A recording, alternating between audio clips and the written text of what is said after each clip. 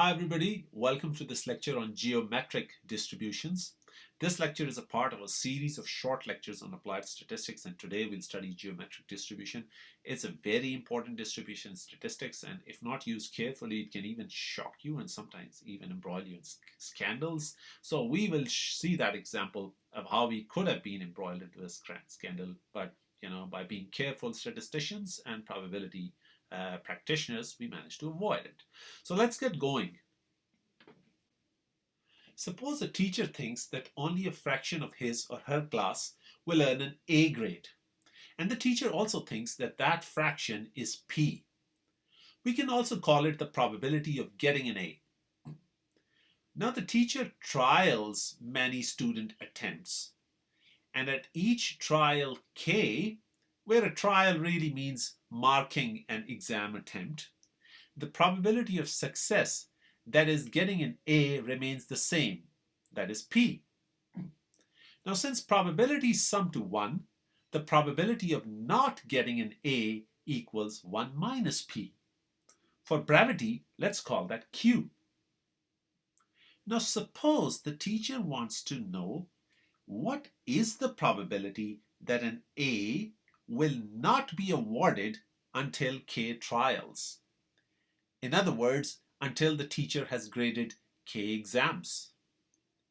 Now obviously the probability of waiting until different values of K varies. Hence we say that K represents a value of a random variable, and let's call that random variable X. So the question really becomes, what is the probability that X equals K? That is, we get the first success at the kth trial. In other words, we award the first A after we have evaluated the kth exam script. Now let's call getting an A a success and not getting an A a failure. Just for this presentation, folks, there's no need to get depressed if you didn't score an A in your last exam. So the probability that first A is graded at trial number 1 is P. Now what's the probability at trial 2? This equals probability that there is no success at trial 1, but there is a success at trial 2. Note, at each trial we check for a success or a failure. Such a random trial is called a Bernoulli trial. Also note that trials produce independent events. That is, the outcome of one trial does not affect the outcome of any other trial. This is also why the probability P or Q does not change for any trial. Now in probability theory, when independent events occur, then the probability of them happening together is simply the product of their individual probabilities. Hence, P of X equals 2 equals probability of a failure times the probability of a success at the second trial. This equals QP. Similarly, the probability that X equals 3 equals the probability that first 2 trials produce failures, but the third trial produces a success. So Px equals 3 becomes equals to Q times Q times P, which equals Q squared times P. So we can see a pattern emerging here. Thus Px equals 4 equals Q cubed times P. And so generally, the probability that X gets a value K equals Q raised to the power of K minus 1 times P, such that K is a positive integer beginning at 1. Now, if you want to get your head around it, or you want to see this general formula, how I arrived at it, you can pause this video here and go through the sequence of probabilities that we are getting, but it's really straightforward. Geometric distribution has a single parameter, P, or probability of success in each individual Bernoulli trial. This P remains constant for all the Bernoulli trials. Hence, changing P changes the distribution. Therefore, to show that a random variable x is geometrically distributed, we also state its probability. For example, here we use P equals 0.8. But if we decrease P to 0.6, the probability distribution changes. Similarly, if we decrease it further to 0.4, the distribution changes again. Note we have used R software to draw these plots, and R treats K as the number of failures before a success arrives. Therefore, in these plots, K begins with 0 instead of 1, as against what we said earlier. And hence the success shows up in K plus 1th trial according to these plots. You can find the R code for these plots in the description beneath this video. Now you must have noticed that the mode or the most likely outcome is 0. In other words, it is most likely to find a success after 0 failures. Do you find that surprising? Does that mean that your best chance of getting an A is that the examiner must grade your paper first? Maybe the examiner is in the best mood at the start, but then starts getting tired and hence your grades suffer? Before we dissect this scandal in education, also note that as P decreases from left to right, the probability of the mode decreases while the probability values for higher values of K increase. For example, K equals 4 is far likelier to occur at the P value of 0.4 than at higher values of probability P. Now this shouldn't really surprise us because the probabilities sum to 1. So a decrease in one probability, that is the probability of the mode, must be compensated by an increase in the rest. Note, geometric distribution models your desire to see a number of failures before a success arrives. Okay. So it simply tells that if you want to see many failures before the first success arrives, then these are the chances. For example, it models the chances of 4 failures before a success can arrive. Hence, it models delayed success. Also, the longer the delay, the smaller are its chances. This is also reflected in mathematical formulations. If K equals 1, then the chances of success in the first trial are just P. In the exam example, suppose P is just 15%. Hence, there are only 15% chances that first script graded will yield an A.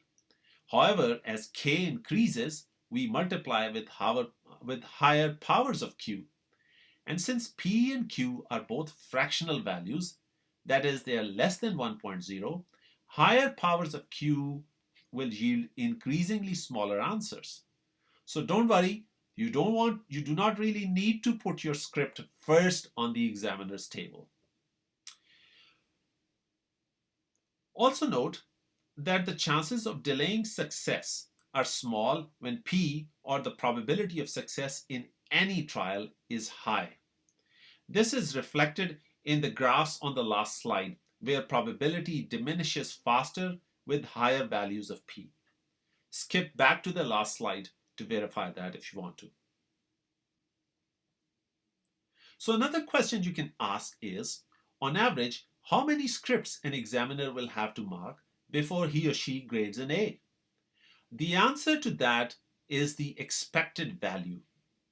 For a geometric distribution, the expected value is 1 over P, where P is the probability of success and K begins at 1. So if P equals 15%, then the expected value is 6.66 scripts. Now the next question is, will you definitely grade an A after approximately grading 7 scripts? Not really, because one must expect some deviation from the mean or the expected value. So the variance captures that deviation, and the formula for that is given on this slide. However, note that variance is a squared quantity, and we need to take its square root to bring it back into the original units of measurement. So if P equals 15%, then the standard deviation is 6.15. Hence, normally you will mark anywhere in the range of 6.66 plus or minus 6.15 scripts to grade an A. You obviously can round those numbers off because there's no fractional script. Now, sometimes we want to know the probability of delaying success at least until after K trials. For example, what is the probability that the first head does not appear during the first K trials but can appear in any time later? So essentially, we want to know what is the probability of X being greater than K. And this is really equal to the sum of all the probabilities to the right side of K. But this is an infinite sequence of probabilities. So how do we calculate that? Well, we know that all probabilities sum to 1. So we can also compute the same by taking away all the remaining probabilities from 1. Now, all the remaining probabilities are represented by probability of X being less than or equal to K. Now, Px less than or equal to K equals probability Px equals 1 plus Px equals 2 all the way to Px equals K. Now, I shall require you to take a leap of faith here and trust me that this sum of probabilities equals 1 minus q raised to the power of k. I shall put the proof at the end of the video for those who are interested in that. Anyhow, so finally, Px is greater than k simplifies to just q raised to the power of k. This means that if, for example, you want to test what is the probability that for a fair coin, a head appears at least after the second trial, that is third trial or later, then the probability is 0.25. Notice in the last slide, we wanted to add probabilities up to a point k. As we were adding probabilities, we may say we were accumulating probabilities up to a point k or up to a value k. Now, if we want to define a function that accumulates probabilities all the way to infinity, we get what we call a cumulative distribution function, or CDF. Therefore, the CDF of a geometrically distributed variable x is what we wrote at the top of the slide and repeat here on this bullet point, whereas the CDF itself appears in the right bottom of the slide. We can use dgeom function in R to plot the CDF of a geometric distribution. Since R follows the convention that k represents the number of failures before a success arrives, k begins at 0 in this plot. Notice as k grows, the CDF or the cumulative probability approaches the maximum value of 1.0. Finally, here is the proof for the mathematically inquisitive. I'd leave it for you to digest, so pause the video and work through it. In any case, I hope you enjoyed this lecture, and I hope to see you all next time. Goodbye.